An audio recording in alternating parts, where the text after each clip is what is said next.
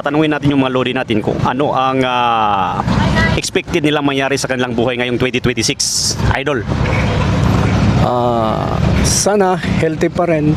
Natin ngayong 2026, so medyo napakiramdaman ko na maraming Blessings.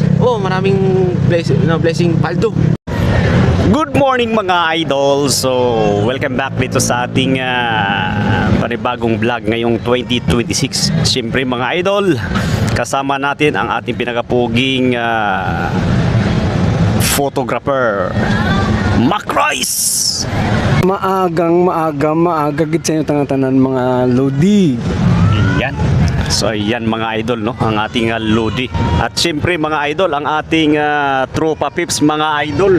Ayan ang ating tropa pips. Ayan. Good morning. Yan photography and yan ang photo. So, kumusta mga idol?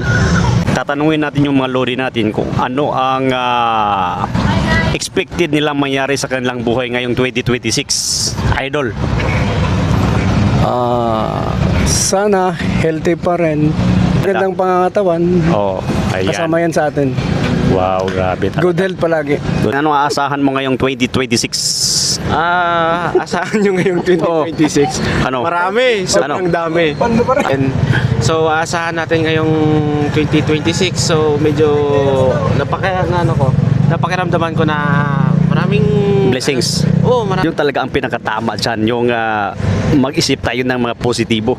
Salit na mag-isip ka ng negatibo, kailangan positive. Tulad ng tropa natin, no, napaka-positibo. So, paldo ba ngayong 2026? paldo yan doon. So, pero asahan mga idol na meron tayong asahan na biyaya galing sa taas. Meron yan.